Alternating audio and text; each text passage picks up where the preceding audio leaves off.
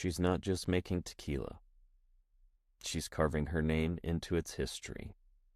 From the agave fields to the heart of NOM 1590, Esmeralda Mendoza is a force behind Rey del Mundo and La Herencia.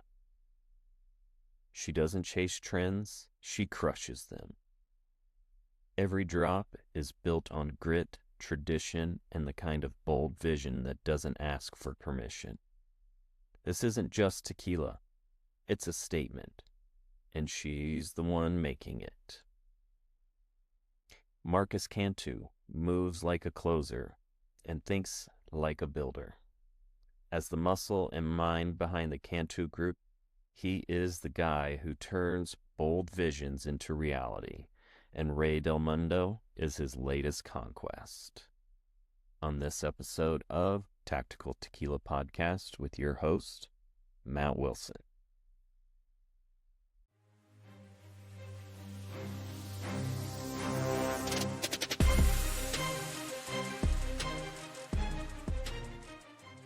If you enjoy the show, hit the like button, subscribe, and share it to your social media platforms. Thanks for tuning in and enjoy the show. Welcome back, everyone. Matt with Tactical Tequila Podcast. Have a great show planned for you tonight.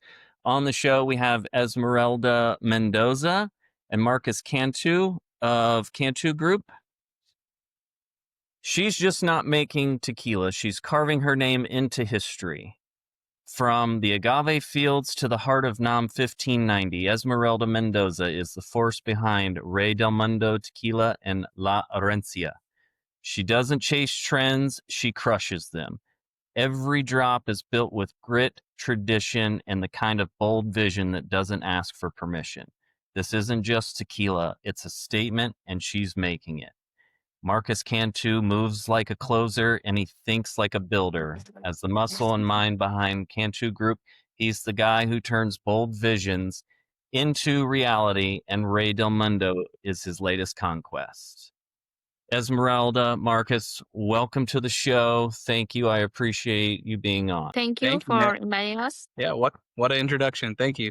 Happy to be here. Awesome. Thank you.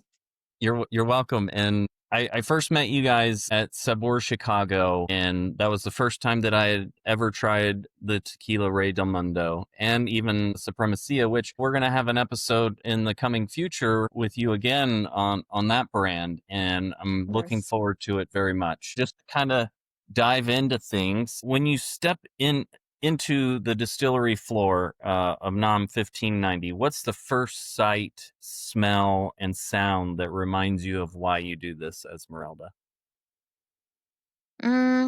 For me, I think the music, the aromas, all the things that when you are working in the city, I remember my childhood because I grew up there.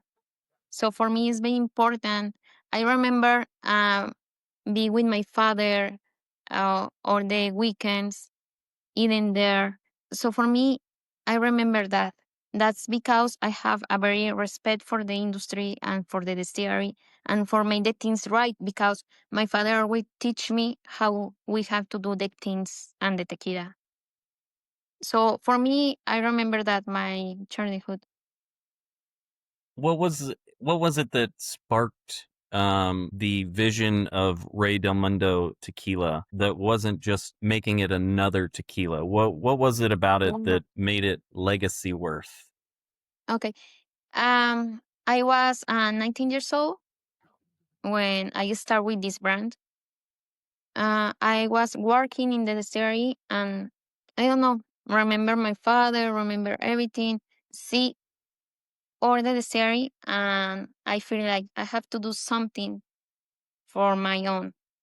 I have to do something for being in this industry, not for other things, by my own work. That's why I start with Rey del Mundo, and the name Rey del Mundo was a song for my father. Okay. And as far as La Herencia, there's history in the bricks of the distillery. What's the one untold story that those walls would spill if they could talk? I don't know. Mm, because we try to be very open with the other history that we have, and I think everyone has hard working in the rings, and I think every people in the industry have that in common. We work very hard. We are working in the night, in the morning, every time. So I think the things that the people can see is when it's hard, because we always want to be happy and show good face, but the things that we sometimes we don't talk about it is the hard times that we have. When you first started with Rey del Mundo, you said you were 19. Trying to get the tequila to market, was it easy as in using social media, or how did that all work trying to get it to market? It was very hard. I i took like 1 or almost 2 years to start to sell in Mexico market, because you have to look the clients, the stores, and it's hard when it's a new brand.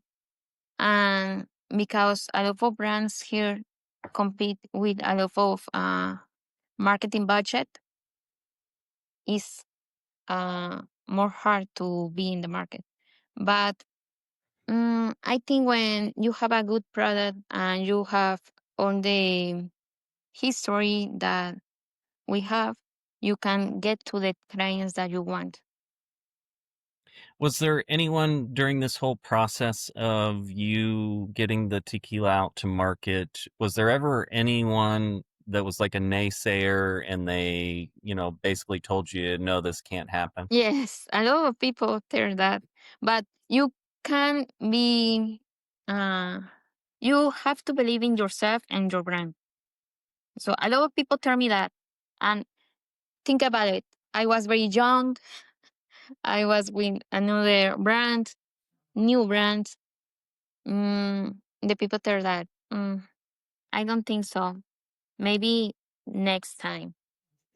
Now, do you find that in a male dominated industry, do you feel that those people that were telling you that it can't be done, do you feel like they were saying that because you're a woman or just because it's a brand new tequila?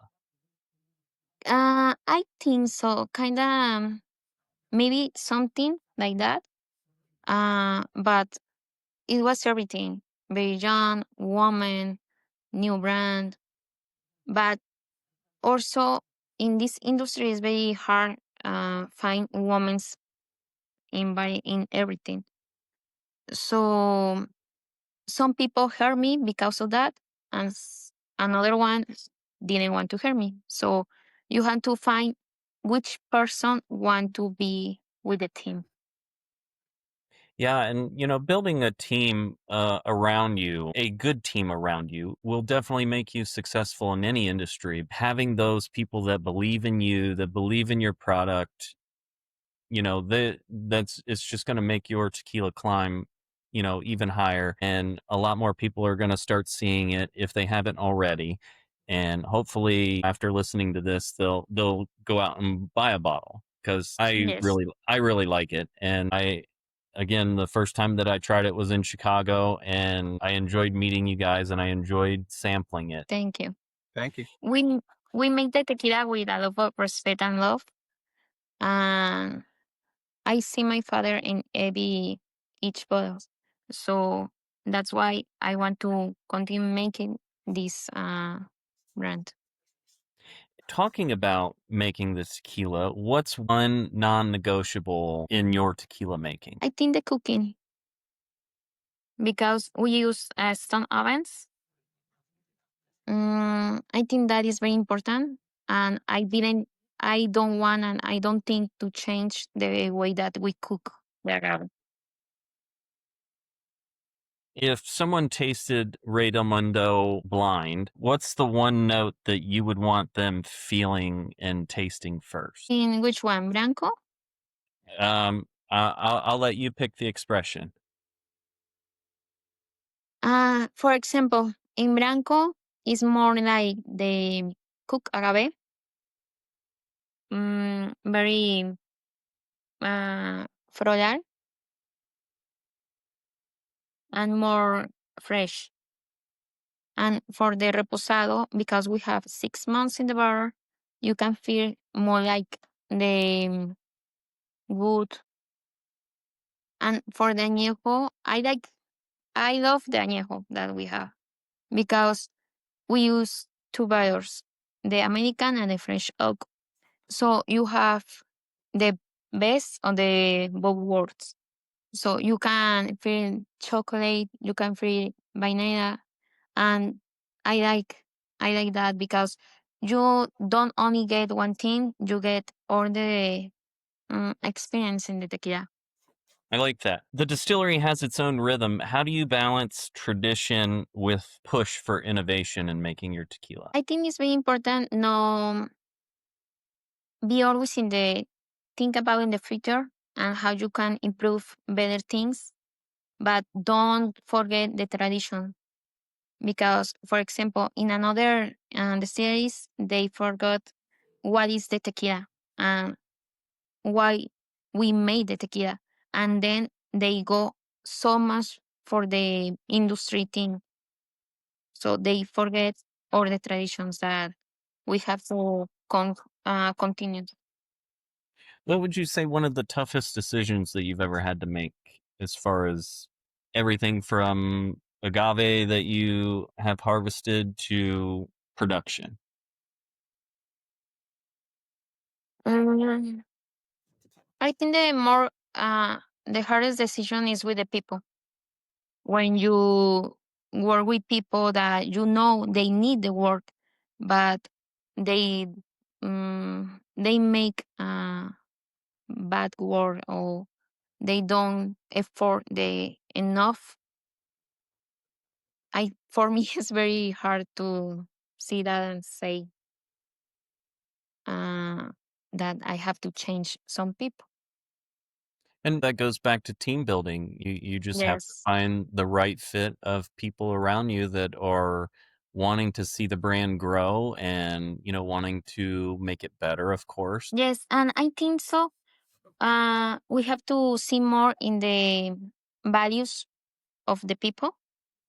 If they have the same values that you can work together.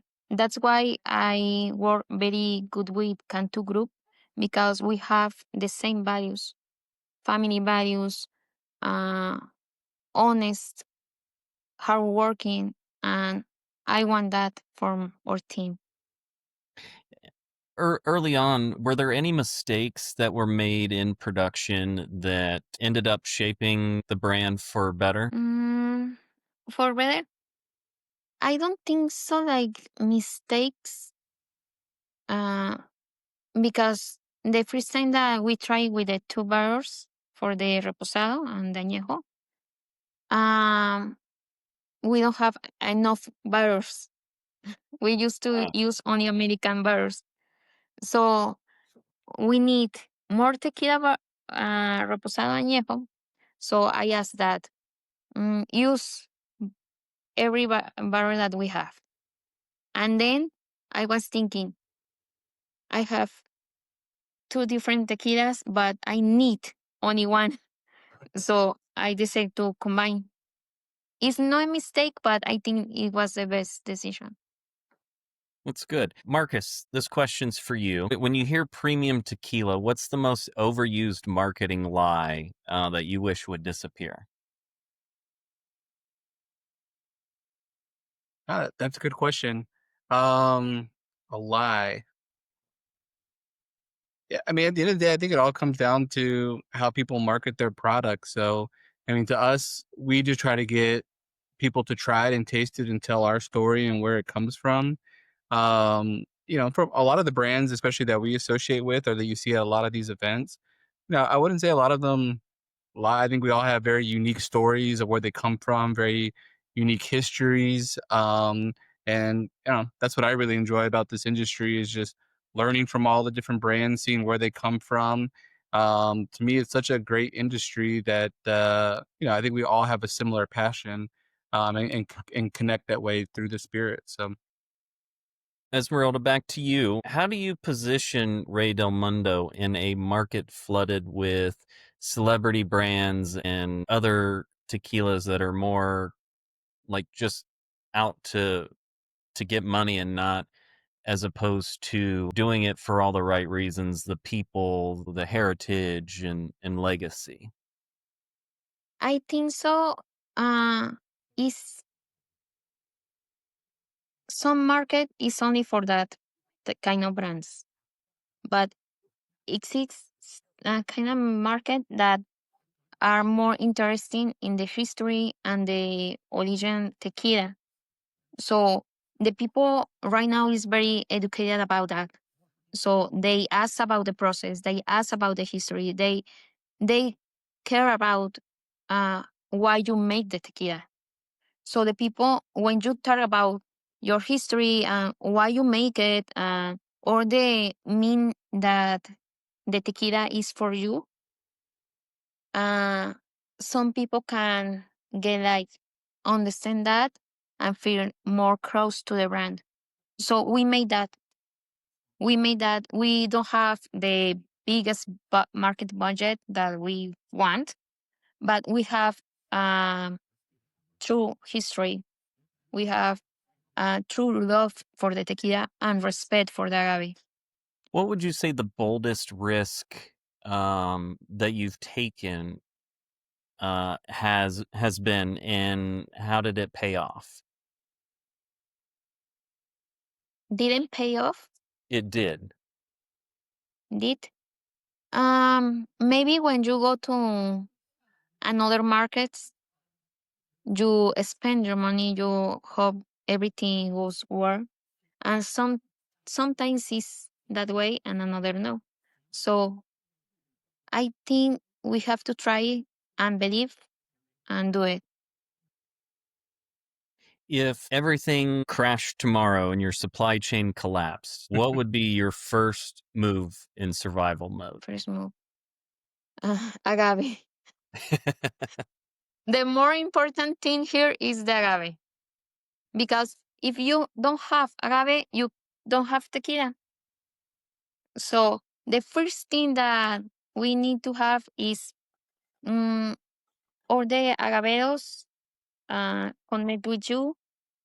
They have to win, and you have to win. So it's again teamwork. Marcus, this one's for you. What's one thing about Esmeralda's vision that made you say, I'm in no matter what? there's a lot of things I would say for that one. But one thing is, I think anytime you talk to her, you could definitely tell her passion and what she puts into all of her brands that she has. So to me, it's encouraging, it's motivational, and not just her. I mean, the whole team down there. You just see what they put into all the work that they have.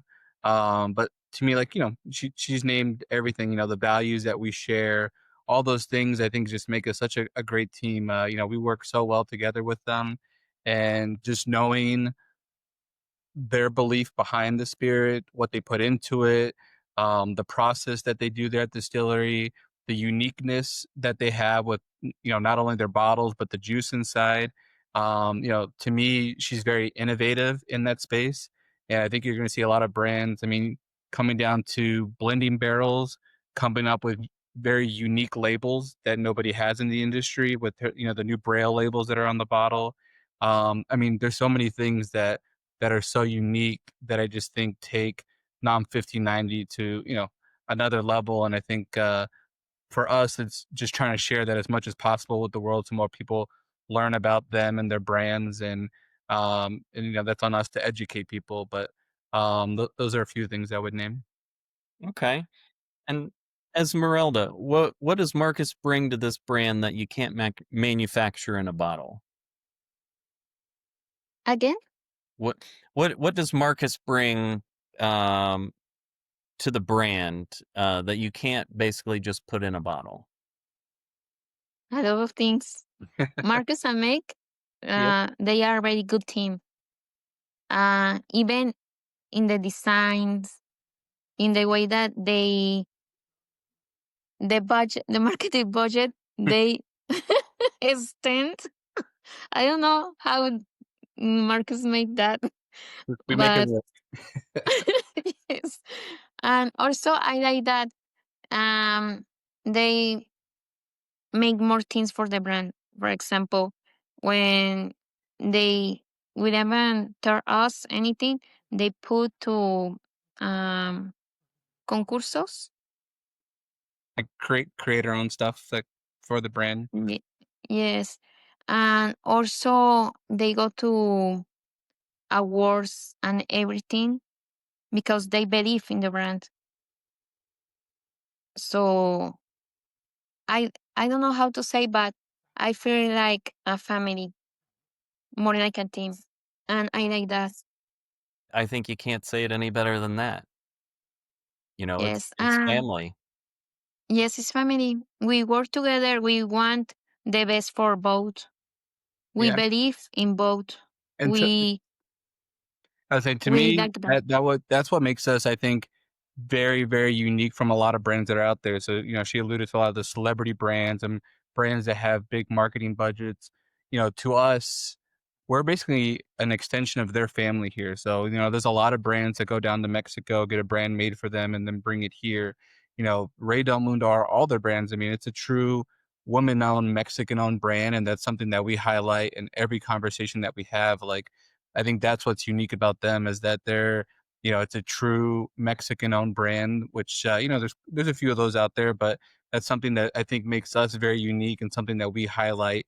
We're just an extension of them, and like I said, like she said, we consider ourselves part of their family now. So it's just kind of an extension of the family here into the States as we grow across the country. Yes. And so you both kind of hit on this a little bit, but how do you keep the partnership strong when the pressure to deliver is relentless? it's sometimes it's a little hard, but we always talk very direct. So I think that can help us. I think we have a And very also, open communication, so yes, we're able to tell, I think, each other anything, and um, I think we work on every aspect from A to Z as a team, and work very closely together on it.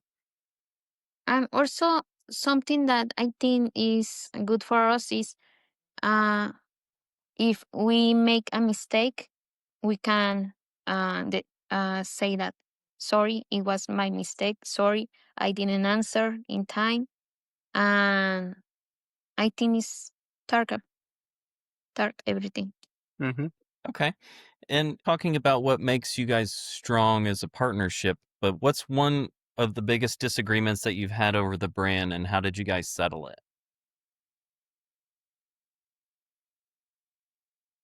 Honestly, I don't think we've actually had our first disagreement yet.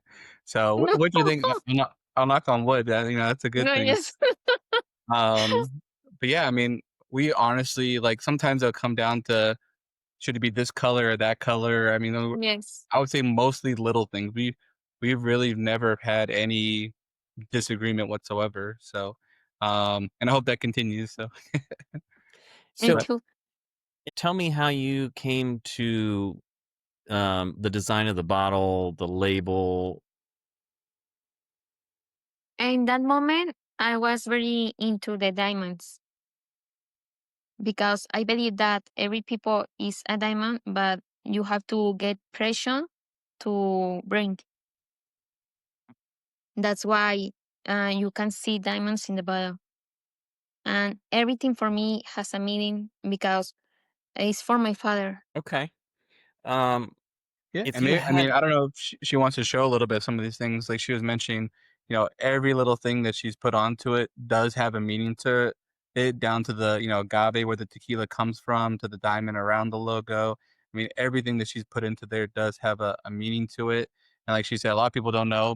As she said, when you turn the bottle upside down, Diamond. it's a diamond. The añejo is a double diamond, which kind of has a couple different meanings, and you can see here behind me. But the añejo somewhat represents an hourglass, the time that it takes to make tequila in the barrels. Some people say it'll look like a woman's figure, which has to do, with the woman-owned brand. So, there's a lot of meaning that, correct me if I'm wrong, I think it took her almost 2 years to design the bottles. So I Yes. know she put a lot of effort and thought into it. And also, we have this without color because we want the people can see the interior of the tequila. And it's another meaning because you have to be real. You have to be, you have to show to the people the way that you are. That's why you can see the interior of the bottle.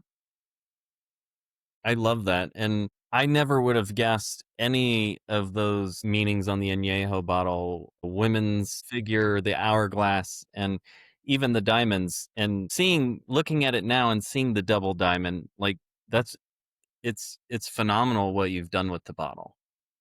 And you can take the bottle that way, like this. Take the bottle. The añejo bottle. On the añejo,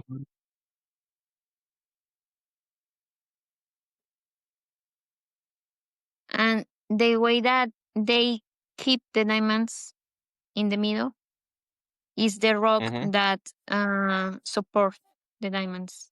Is the rock that I told you that you need depression to show the diamonds. Very cool. I love it. Me too. As you should. Yes. What's your unfiltered take on the additive free movement? Is it trend or truth? I think it's important because the people have to know what they have in the tequila. Is why you have to hide something. I didn't think is something wrong. You have to say what you are making, how you are making. If you are happy with your product, why you hide something? Exactly. Everything from cutting corners, and the consumer base currently is looking more at transparency with brands, and they Yeah. want to know what's in the bottle. They want to know what's in their glass that they're drinking. And not only in the tequila, the people are more interested in everything that they are taking or eating or drinking. The people wants to know the truth about everything, and it's good. I didn't understand why the people get mad about that because if you respect the agave and you respect all the process, you don't have to hide anything. Where do But you see it's my turn. the biggest quality gaps in the tequila industry? Gaps. I didn't. Marcus. yeah, for the quality gap.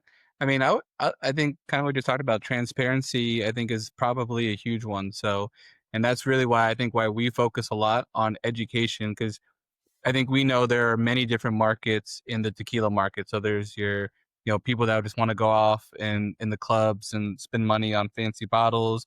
There's the educated tequila, which I think is becoming a bigger part of the market currently. And there's people that are just your everyday drinkers or just want cocktails. So I think the transparency is probably the biggest gap. So I think that's why we really focus on the education and trying to I pretty much live at liquor stores every week in Total Wine. I mean, you name a store, and I mean, you see the full spectrum from people that are tasting tequila. So it's our job to help educate them. Why are you grabbing that bottle? Even if it's not our bottle, sometimes we'll, hey, this is another great brand. If you like that brand, try this brand. It's made at the same place or it's made by the same person. Giving people little tips like that to look for the noms of where they're made at. If you like that profile, check this one out. So to me, I think transparency is probably that biggest gap. And I think for all of us, I think a lot of brands in our category, I think do a great job of education. And I think that's why the additive free movement's becoming a lot bigger. I think more people are starting to travel down to Mexico and see it firsthand. So I think all of those things are positive, but I would say that's probably the biggest gap. Okay. Also, about the education thing, that's why we always try to make things different in the events. For example, in Chicago, we take with us cooked agave because we want the people taste the cooked agave. It's very important. Educate more about that. Transparency, be real. And I can tell you, if you've never had cooked agave, it is one of the best things in the world to taste. The I first can eat. Exactly. And the first time I ever had it, I was blown away by just the sweetness and the flavor that you get after it's been cooked for, 72 hours, depending on how long you let it cook. But um and then you rest it for a couple days, and then all of the juices just like, oh, Mhm. it's I think so it was a good. huge hit at Sabor, and I mean, we had people keep coming back and back to get more and more, and Yes. I mean, there's a lot of people that don't get the opportunity to go to Mexico and try it right out of the ovens or try it fresh. So just being able to see, like, that's where tequila comes from, Of I think it was course. very, very eye-opening for a lot of people, and, the little things that we tried to do at a lot of our events to show to, like, help educate people and show them all the steps of where it comes from, but, yeah, I think that was something we try to do at a lot of our shows is, even at Sabor, we brought, the examples of the koa, some of the tools that are used. So Esmeralda always tries to incorporate that uniqueness or something different to help educate people. I love that. And talking about the industry and how things go, and we've talked about marketing, and what is one thing that you, if you could call out a shady part of the industry practice, what would it be? Is that for me or her, Esmeralda? I'll pose to both of you. First you, Marcus. Yeah. Um, a shady part of the industry. I guess sometimes working with different buyers, I think things that I would say here in the US, I don't know how it is in Mexico, it's very political. Sometimes it's who you know, the relationships that you have, to open doors. So that might be the polite way to say it is, I think in this industry here in the US, relationship building is just a big part of it. So, there's obviously having the right connections and knowing the right people sometimes can just open up doors a lot faster for certain brands versus others. But again, that's why we always take the grassroots approach. We want our people coming back to buy our stuff or buying it because they like it, not just because they were given some incentive to buy it or something along those lines. So, um, but that's what we work on every day is being out there in the market and again getting people to try it and see how they like it. Yes. Perfect. So as Esmeralda, what does NOM 1590 stand for in terms of reputation? I know you've touched on it a little bit with your father's legacy, but how do you plan to elevate it? Right now, we are bringing another process, more artisanal, with good bats and copper steel for distillation. So right now, I am working in that because I want to be able to offer more profiles and always with the tradition process. So my goal is be efficient, but with the respect for the tradition. So we're very excited about that new process. I think since even when we were in Chicago, I know she was checking her phone every 10 seconds on they're building new ovens, putting in the wood vats, the copper pots. So the new process is something I know we're all very excited about to see Yes. just all the new profiles and things that can come from this distillery. So we're And very excited for that to come here shortly. And yes, and I am very excited because I I am comprometida commitment with me, like be more involved in all the process, in the agave freeze, in the cooking, destination, fermentation. I want to be there because I want to make a profile that describes me. Okay. Now, you currently use a roller mill for crushing the agave, correct? Yes, correct. Are there any plans to put in a Tahona? Yes, is the next step, but in 1 year. Okay.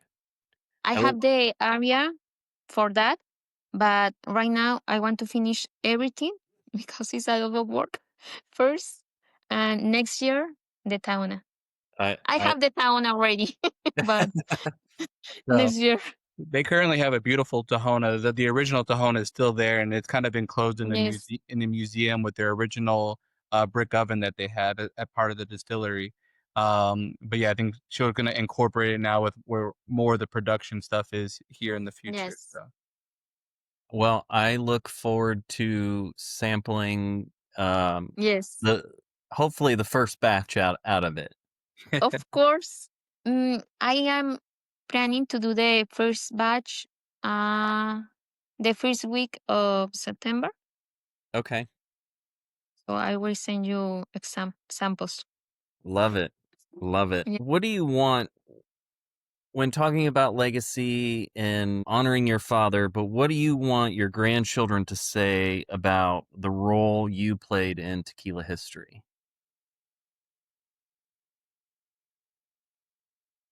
I want to be remembered as someone that believe in herself because sometimes it's very hard believing yourself. So okay, I want the people fear that. I want the people when go to the distillery fearing that they can make everything that they want. So I want to be remembered as someone that always be visionary and immoved and hardworking. So Okay. as is that. That's amazing, and the legacy that we leave behind for our kids and our grandkids, you know, it's hopefully they all say good stuff about us when we're gone. Oh, bad things, it's okay because you not only are good. For some people, you are bad. For another one, you are good. For the same things. So I don't feel bad if the people think I am bad, but I know who I am, and I believe the people around me. I want that people feel good with me. Good. If you could put into one sentence on the label that summed up your journey, how would it read?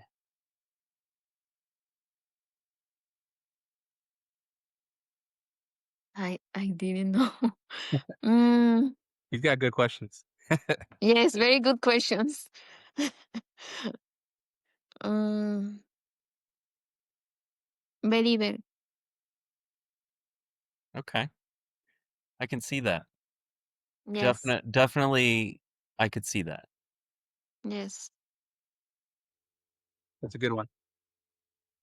What was the hardest part that you've made personally as a sacrifice for the brand?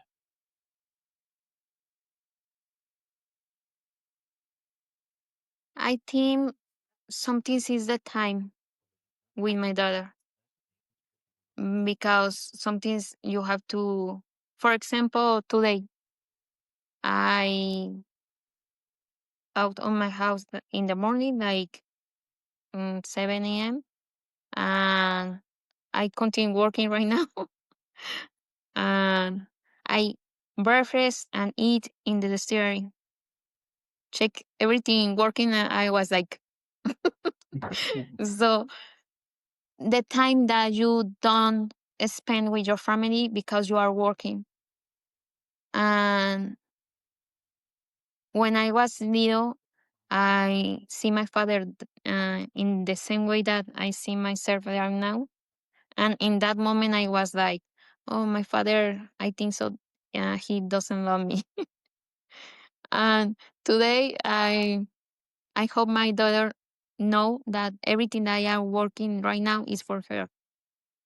Now, is this something that you plan to hand over to your daughter one day? Do you want her Of course, into the family business? Of course. Right now, I am talking with her like you have to prepare, you have to rub the first the agave. We eat because of the tequila, so you have to respect the tequila. And she's already made a few special appearances at some events, so she's already getting out there. That's awesome. Yeah. Yes. So she was at the La Diosa project last year. First time I got to see her at an event, and definitely a natural. So you can tell that she knows her stuff. And but yeah, she's already made a few special appearances, and I know she wants to come back more here in the U.S. So I'm sure Yes. we'll see her around. She always help me with everything. I teach her the designs. I teach her even the agave or the process that we are making. Mm, I love that. This is very beautiful because you can involve your family here. So I hope my daughter loves the tequila the same way that I love. I hope she takes in after your footsteps, and she continues to make a great tequila. Yes, I hope so. But I will work very hard for that. I hope it happens for you. Yes. Is there a moment that ever made you stop and take your breath away and say, "This is why I do this"? Of course, every time that the people, for example, in Chicago, I see the people working, talking, happy, and in that moment, I feel like I love be here, and I very grateful with my father because he started this. He believed in his self, so it's that moment for me is like I don't know how to explain, but you see the people happy, you see the people that sharing moments, and you feel like it's a very good business, good industry. I can see that. How about yourself, Marcus?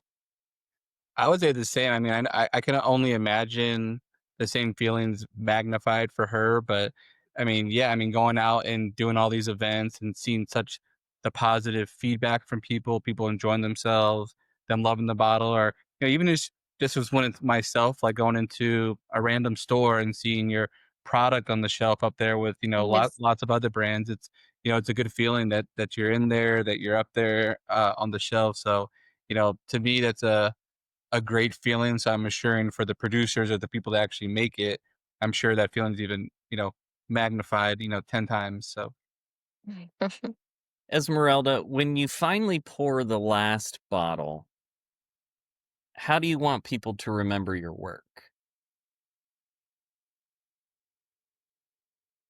It's the same. I want the people remember that something like she knows how to work. She makes the team because the passion that she had, and sharing the moments with the family. For me, it's more like family things, more for um, sharing or the good and the bad moments too. For Okay, me, it's that. I like that. We're going to do a few rapid fire questions real quick. First word that comes to mind when you taste your own tequila fresh from the still. uh, Happiness. I can see it. I can see it in just you thinking about it and your smile on your face.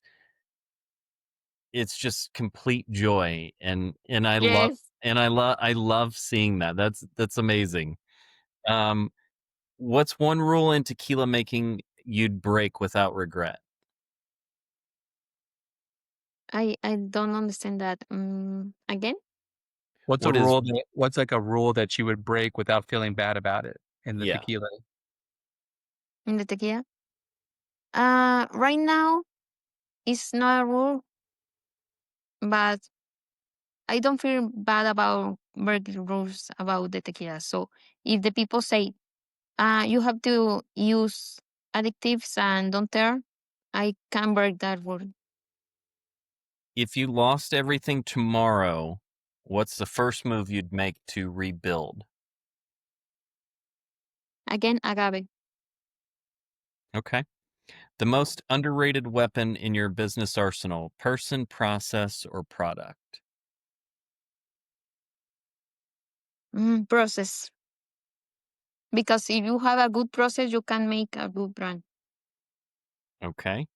The hill that you're willing to die on in the tequila industry? Mm, I don't understand that.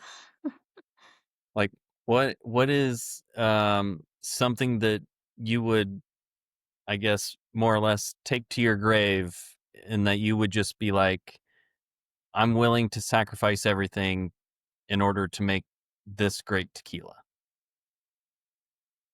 Yeah, like what's something you would like never change? What's something that's like you're willing to do to the very end uh with the tequila?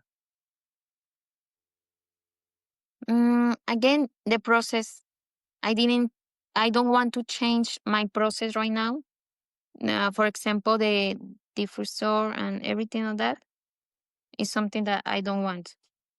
And she's talked to me about this before. I think the word that she might be also look for is authenticity. So Yes. that's probably me just having conversations with her. I know that that's probably a word that she would use to describe it. Yes. It's more important the quality than the quantity for me. I agree. Quality is always better than quantity. Of course. So, just to kind of wrap things up here, where can everyone find you guys on social media? Yeah, so you can follow Tequila Rey del Mundo on Instagram.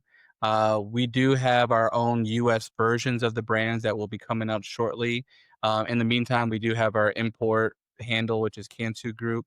But either one, the Rey del Mundo will have a lot of recipes, great content of the distillery. Ours is more, where people can find us and just, tagging a lot of the people that tag us there. But Cantu Group and Tequila Rey del Mundo would be the two main, and our websites, of course. Perfect. Well, Esmeralda, Marcus, thank you so much. I appreciate your time, and I appreciate you guys being on the show. Thank you for Yeah. inviting us. Thank you, Matt. Cheers. Salud. Taru. All right, everyone. Thank you for joining in. Have a great night. Good night. Good night. Thank you.